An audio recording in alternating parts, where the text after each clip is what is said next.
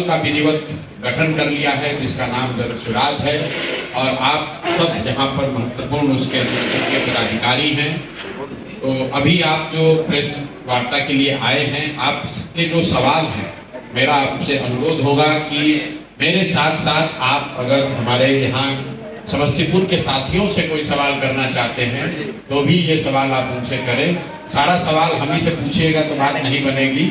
समस्तीपुर और यहाँ जन सुराज से जुड़े हुए मुद्दों की ज़्यादा समझ, मेरे से बेहतर समझ हमारे साथी जो हमारे साथ बैठे हैं उनकी है। इसी के साथ मेरी औपचारिक इसकी शुरुआत कर रहा हूँ। आप सब जो चाहे अपना सवाल कर सकते हैं। बहुत बहुत धन्यवाद। प्रशांत जी, आप शुरू करते हैं, आपकी क्या कार्य योजना है, क्या आपका प्लानिंग है? प्रशांत जी, बिहार का उपचुनाव हुआ, उपचुनाव में आप रहे, अच्छा प्रदर्शन भी हुआ। आने वाला विधानसभा चुनाव में क्या रणनीति है पार्टी की और क्या आपका? रणनीति साफ है। बिहार की जनता बदलाव चाहती है और पिछले 2-2.5 बरस का मेरा अनुभव यही बता रहा है कि बिहार में एक बड़ी संख्या में, मैं समझता हूँ करीब 2/3 लोग, चाहे वो किसी भी दल किसी भी विचारधारा के मानने वाले हों, लोग बदलाव चाहते हैं। आरजेडी का समर्थक हो या भाजपा का या नीतीश का या कांग्रेस का, लोग बदलाव चाहते हैं। बदलाव के तौर पर वो जन सुराज को वोट देंगे कि नहीं, इस पर बहस हो सकती है, लेकिन लोग बदलाव चाहते हैं। वो बिल्कुल परिलक्षित हो रहा है हर जगह। लोग नई व्यवस्था, नई सरकार, नया चेहरा देखना चाहते हैं। अब अभी से लेकर चुनाव तक जो दल, जो नेता, जो समूह जनता का विश्वास हासिल कर पाएगा, कहीं न कहीं बदलाव का वो वाहक बनेगा।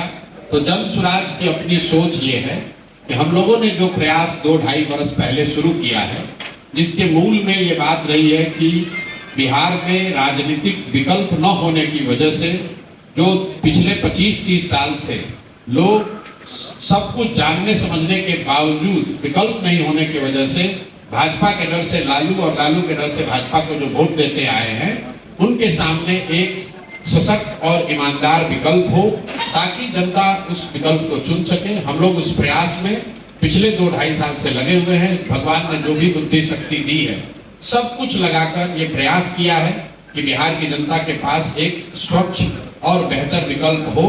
अब जनता उस पर क्या निर्णय लेगी वो तो चुनाव में आपको दिखेगा। हम लोग की रणनीति यही है कि जिस ईमानदारी और शुद्धता की मैंने बात पिछले 2-2.5 साल में कही है, उसको छोड़े बगैर राजनीतिक तौर पर एक बेहतर, स्वच्छ, ईमानदार विकल्प जनता के सामने रखा जाए। आपने कहा था कि आपका जो उम्मीदवार होगा वो वार्ड सदस्य लेवल से जो लगातार काम किया है वो रहेगा।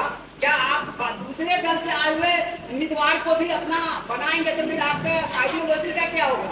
बिल्कुल, आप, मुझे खुशी है कि आपको मेरी बात याद है कि जन सुराज में उम्मीदवार कोई व्यक्ति, प्रशांत किशोर या कोई व्यक्तियों का समूह पटना में बैठकर तय नहीं करेगा। जो साथी भी इस विचार को, इस प्रयास को समझकर इससे जुड़े हैं और जुड़कर इसको आगे बढ़ाने में अपना कंधा लगा रहे हैं, वही साथी मिलकर इसके उम्मीदवारों का चयन करेंगे। उम्मीदवारों और उसी के तहत आप देख रहे हैं कि जन सुराज, शायद आपने ध्यान नहीं दिया, जन सुराज इस राज्य का पहला ऐसा दल है जिसने उम्मीदवारों की आवेदन की औपचारिक प्रक्रिया अभी शुरू कर रखी है। 12,000 के आसपास लोगों ने आवेदन दिया है बजाबता फीस भरकर, और लोगों को ये अनुमति दी गई है कि जिन्होंने भी आवेदन की प्रक्रिया पूरी कर ली है वो अपना नाम, अपना कार्यक्रम, अपना प्रोफाइल संभावित उम्मीदवार के तौर पर अपने क्षेत्र में वो प्रचारित कर सकते हैं।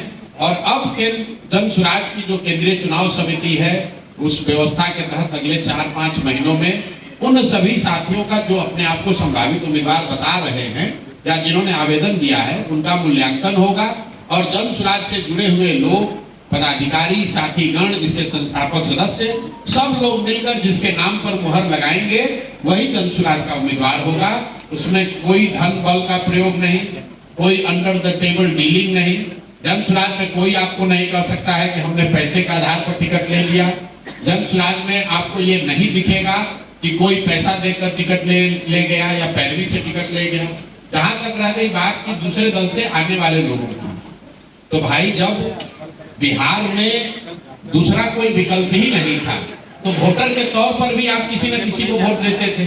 बहुत सारे अच्छे लोग जो राजनीति करना चाहते हैं वो किसी दल बेहतर विकल्प के अभाव में किसी दल के साथ थे। अगर वो आज हम लोग के साथ जुड़ रहे हैं तो उस पर प्रतिबंध नहीं लग सकता है। और इस पर व्यापक चर्चा हुई है जन स्वराज में 2 बरस कि क्या हम लोग को प्रतिबंध लगा देना चाहिए कि दूसरे दल से आए हुए लोग इसमें चुनाव नहीं लड़ सकते हैं। और सामूहिक निर्णय यह है कि नहीं, प्रतिबंध नहीं लग सकता है, क्योंकि बहुत सारे अच्छे लोग दूसरे दलों में हैं जो कि आकर जन स्वराज के प्लेटफॉर्म को मजबूत कर सकते हैं। लेकिन जो बात मैंने कही है कि बिहार में कोई 1200-1250 परिवार के लोग ही पिछले 30-35 वर्ष में सांसद विधायक बने हैं, उसको ध्यान में रखते हुए ये तय किया गया है कि ज्यादातर कैंडिडेट जो चुनाव लड़ेंगे वो राजनीतिक पृष्ठभूमि वाले ऐसे लोग नहीं होंगे जो पहले से जिनके परिवार या उनके परिवार के सदस्यगण चुनाव लड़ते रहे हैं। कुछ अपवाद जरूर हो सकता है, लेकिन 2/3 से ज्यादा लोग जन स्वराज में वही चुनाव लड़ेंगे जो शायद जीवन में पहली बार चुनाव लड़ रहे होंगे। और कुछ लोग तो उसमें ज्यादातर लोग ऐसे होंगे जिन्होंने कि शायद राजनीति ही अपनी पहली बार जीवन में शुरू की है। तो बहुत बड़ी संख्या में, मोटे तौर पर बहुत बड़ी संख्या में आपको नए चेहरे, नए राजनीतिक चेहरे आपको जन स्वराज के टिकट पर चुनाव लड़ते हुए दिखेंगे। विकसित बिहार बनाने के लिए क्या विजन लेकर आए? भैया 2.5 बरस से विजन बताते बताते गला में गांठ पड़ गया, आपको ध्यान नहीं आ रहा है। तो 3 बातें जो मूलभूत हम लोग कह रहे हैं कि 15 साल से कम उम्र के बच्चों के लिए इतनी अच्छी शिक्षा की व्यवस्था हो कि कोई भी लड़का आगे चलकर बिहार की व्यवस्था पर बोझ न बने, उसको सरकारी मदद की जरूरत न पड़े। 15 साल से 50 साल की उम्र के जो युवा हैं जो वापस जाकर पढ़ नहीं सकते हैं, जो उनको हर हालत में उनके हाथ में पूंजी उपलब्ध कराया जाए ताकि वो स्वरोजगार कर सकें, अपने लिए रोजगार और इनकम का जरिया पैदा कर सकें। और 60 वर्ष से ऊपर के लोग जो न पढ़ सकते हैं न अब नया कोई रोजी रोजगार कर सकते हैं, वो इज्जत की जिंदगी जी सके, इसलिए कम से कम उनको 2000 रुपए का मासिक सुविधा जरूर सरकार की ओर से दिया जाए। ये 3 बातें हम लोग मूलतः बता रहे हैं। लेकिन पूरे बिहार के विकसित होने की जो बात है, हम लोगों ने कहा है कि पंचायत वाइज योजना बनाकर जारी करेंगे। और पूरे बिहार को विकसित कैसे बनाना है, ये 2 मिनट में आपके कैमरे पर तो उसका उत्तर पूरा संभव नहीं है। लेकिन मूलभूत शिक्षा और रोजगार, हर व्यक्ति, हर बच्चा बढ़िया पढ़े और जो युवा है उसको रोजी रोजगार यहाँ हो, उसको पलायन न करना पड़े, ये मूल बात है जो कि बिहार को प्रगति के रास्ते पर वापस से ला सकता है। जी, आप जो है नीतीश कुमार के साथ भी रहे हैं, आपको जो उनका हरकत है उसको किसी ले सकते हैं? देखिए, नीतीश जी की जो हरकत है या जो उनकी भाव भंगिमा है, जो उनके वक्तव्य हैं, इसको लेकर मैं ज्यादातर पिछले 2-2.5 साल में मैंने कोई वक्तव्य दिया नहीं। सबसे पहले नीतीश जी के स्वास्थ्य को लेकर टीका टिप्पणी उन्हीं के सहयोगी भाजपा के सुशील कुमार मोदी जी ने शुरू की। नवंबर 2023 में पहली बार सुशील मोदी जी ने कहा कि लगता है कि नीतीश जी गंभीर मानसिक रोग से पीड़ित है। उसके बाद से बिहार के करीब करीब सभी नेताओं ने, अधिकारियों से या व्यवस्था से हम लोग की बातचीत चल रही थी, तब मुझे इस बात का अधिकारियों के माध्यम से भी फिर से ज्ञान हुआ, समझ आई कि नीतीश जी की मानसिक हालत दिनों दिन इतनी खराब हो गई है कि उनको ज्यादातर विषयों की समझ ही नहीं है, कोई उनको पता ही नहीं चल रहा है कि राज्य में हो क्या रहा है। तब मैंने ये कहा है कि बिहार में अगर कोई सिपाही भी नियुक्त होता है तो उसका मेडिकल जांच होता है। कोई भी नौकरी, अगर आप पत्रकार हैं, अगर आप मानसिक तौर पे स्वस्थ नहीं है तो आपको पत्रकारिता की अनुमति नहीं दी जाएगी। ऐसा कैसे है कि 13 करोड़ लोगों के राज्य के मुख्यमंत्री, उनके मानसिक स्वास्थ्य की स्थिति को लेकर रोज चर्चा टिप्पणी हो रही है और सरकार की ओर से कोई वक्तव्य नहीं है, सरकार ने उसका कोई संज्ञान नहीं लिया। फिर हमने कैमरे पर कहा और आज रिपीट कर देते हैं, नीतीश कुमार शारीरिक तौर से थके हुए और मानसिक तौर पर अस्वस्थ हो गए हैं। और अगर इसका प्रमाण आपको जानना है तो खाली आप खड़े होकर नीतीश कुमार जी से उनके मंत्री परिषद के सदस्यों का नाम पूछ लीजिए। नीतीश कुमार की मानसिक हालत आज ये है कि वो अपने मंत्री परिषद के साथी मंत्रियों का नाम तक नहीं जानते हैं, नहीं याद है उनको, और उनके भरोसे 13 करोड़ लोगों का जीवन छोड़ा हुआ है। तो नीतीश कुमार जी की तो गलती है ही, उन्हें इस्तीफा देना चाहिए क्योंकि वो स्वस्थ नहीं है। लेकिन उससे भी बड़ा दोष उनके सहयोगी दल भाजपा का है, क्योंकि ये नहीं संभव है कि देश के प्रधानमंत्री और गृह मंत्री को ये पता नहीं है कि मुख्यमंत्री नीतीश कुमार की मानसिक हालत या उनकी स्वास्थ्य की स्थिति क्या है। बावजूद इसके वो लोग नीतीश कुमार को सामने खड़ा करके राजनीतिक रोटी सेक रहे हैं। इसलिए मुझे लगता है कि इसके लिए भाजपा भी बराबर की गुनाहगार है, जो ये समझती है कि बिहार की जनता को मूर्ख बनाकर किसी तरह वोट ले लो और अगर कहीं जीत मिल गई तो नीतीश को हटाकर अपना भाजपा का मुख्यमंत्री बना लो। ये उनकी रणनीति है। इसलिए मुझे लगता है कि नीतीश जी तो बीमार है ही, लेकिन उस बीमार व्यक्ति को जनता के ऊपर थोप के रखना, मुख्यमंत्री बनाए रखना, इसका ये जो गुनाह है ये भाजपा कर रही है और भाजपा के लोगों को इसका जवाब देना चाहिए। बेटा को लाने का नहीं, देखिए, बेटे को लेकर मैंने कई बार कहा, मेरा अपना स्वभाव है, जो लोग राजनीति में नहीं है उस पर मैं टीका टिप्पणी नहीं करता हूँ। लालू जी के परिवार से भी जो लोग राजनीति में नहीं है मैं उस पर टीका टिप्पणी नहीं करता हूँ। नीतीश जी के लड़के राजनीति में आज नहीं है, आप पत्रकार होने के नाते स्वतंत्र है उस पर विवेचना करने के लिए। मैं तभी कुछ बोल सकता हूँ जब वो राजनीति में आएंगे, अभी वो राजनीति में नहीं है। ऐसी कोई औपचारिक घोषणा नीतीश जी के द्वारा या उनके दल के द्वारा नहीं की गई है। इसलिए मुझे लगता है कि किसी भी प्राइवेट सिटीजन के बारे में कोई टीका टिप्पणी नहीं होनी चाहिए, मैं भी नहीं करूंगा। प्रशांत जी, अगर आप इन फ्यूचर बिहार में आपकी पार्टी अगर मुख्यमंत्री बनने के कगार पर अगर आती है तो क्या आप मुसलमान को मुख्यमंत्री बनाएंगे अपने पार्टी से?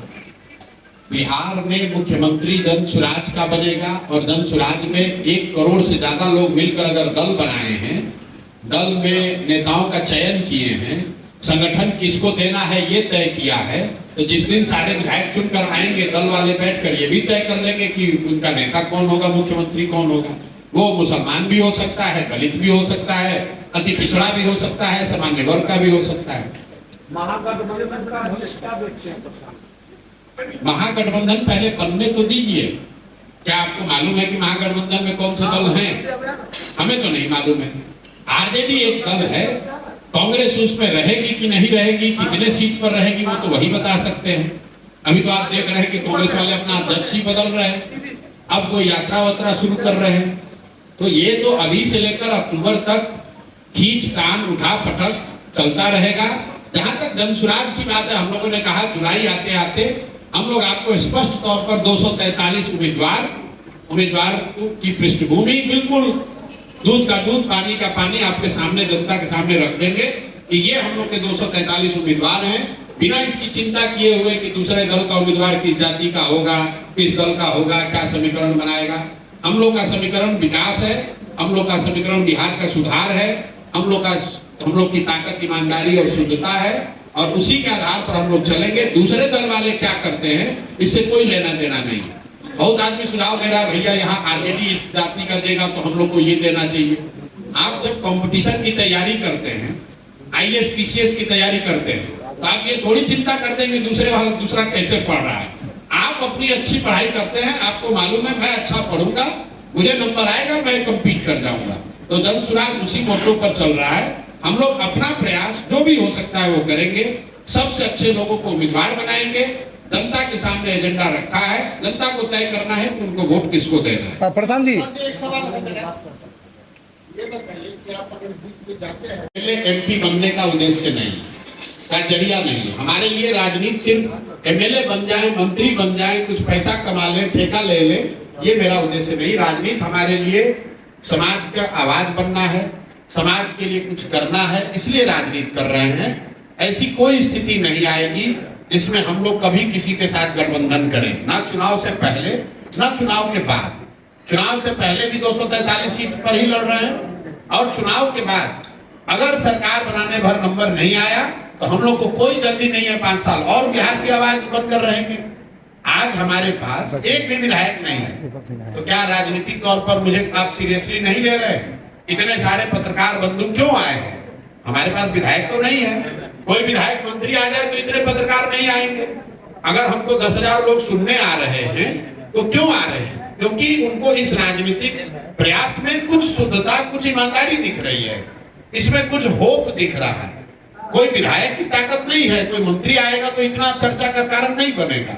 और ये ताकत प्रशांत किशोर की नहीं है, ये ताकत इस प्रयास की है जिसमें पहली बार बिहार के एक बड़े वर्ग को कहीं न कहीं उम्मीद की किरण दिख रही है कि शायद बिहार में भी सुधार हो जाए, शायद बिहार भी देश के अन्य राज्यों की तरह विकास के रास्ते पर आ जाए। ये उस सोच की, ये उस होप की ताकत है। तो आप बिल्कुल लिख लीजिए, निश्चिंत हो जाइए, जन सुराज अपने दम पर चुनाव लड़ेगा, अपने दम पर चुनाव जीतेगा। अगर किसी वजह से नहीं जीते तो विपक्ष में बैठेंगे, घर पर बैठना मंजूर होगा, लेकिन किसी के साथ समझौता नहीं करेंगे। एक और सवाल है सर, अभी हाल के दिनों में जो मैंने कहा था कि सवाल इस मंच पर बैठे हुए सारे लोगों से आप लोग कर सकते हैं। आप